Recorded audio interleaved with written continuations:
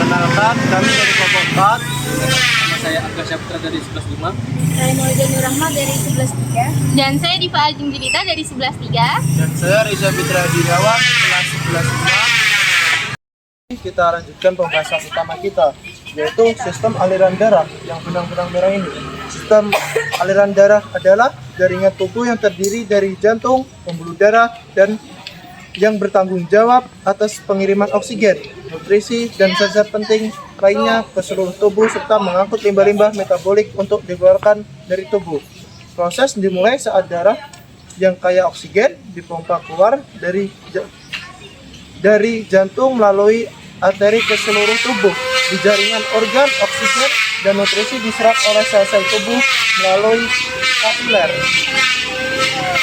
Sedangkan limbah dan karbon dioksida diambil dari sel-sel oleh pembuluh darah vena. Darah kemudian kembali ke jantung dan dipompa ke paru-paru, di mana karbon dioksida dibuang dan oksigen diambil lagi. Proses ini terus berulang untuk menjaga keseimbangan dan kesehatan tubuh. Oke, selanjutnya saya akan menjelaskan sistem pernapasan yang berwarna biru ini. Sistem pernapasan adalah rangkaian organ dalam tubuh manusia yang bertanggung jawab atas pertukaran gas, mengambil oksigen dari udara dan membuang karbon dioksida ke udara. Proses dimulai saat udara dihirup melalui hidung atau mulut dan melewati saluran pernapasan yang menuju paru-paru. Oksigen yang terdapat dalam udara diambil oleh darah melalui pembuluhan darah kapiler. Sedangkan karbon dioksida dari darah dilepaskan ke dalam udara dan dikeluarkan melalui pernapasan. Proses ini dikenal sebagai pertukaran gas. Setelah pertukaran gas terjadi, udara yang telah dipenuhi dengan karbon dioksida dikeluarkan dengan paru-paru melalui hidung atau mulut saat kita menghembuskan napas. Proses ini berulang secara terus-menerus untuk memastikan tubuh mendapatkan oksigen yang cukup dan mengeluarkan karbon dioksida yang berlebih. Oke, selanjutnya sistem ekskresi. Sistem ekskresi ditandai benang oleh berwarna hijau. Sistem ekskresi adalah rangkaian organ dalam tubuh manusia yang bertanggung jawab untuk mengeluarkan zat-zat sisa metabolisme dan racun dari tubuh. Proses dimulai dari ginjal, di mana darah disaring dan limbah seperti urea dan air disaring ke dalam urin. Urin kemudian dikumpulkan dalam ginjal dan dialirkan ke kantong kemih melalui ureter. Setelah kantong kemih terisi, urin dikeluarkan dari tubuh melalui uretra saat buang air kecil. Selain ginjal, hati juga berperan dalam sistem ekskresi dengan mengeluarkan limbah dari darah dalam bentuk MTB. Paru-paru juga berkontribusi dengan mengeluarkan karbon dioksida dan air melalui proses pernapasan.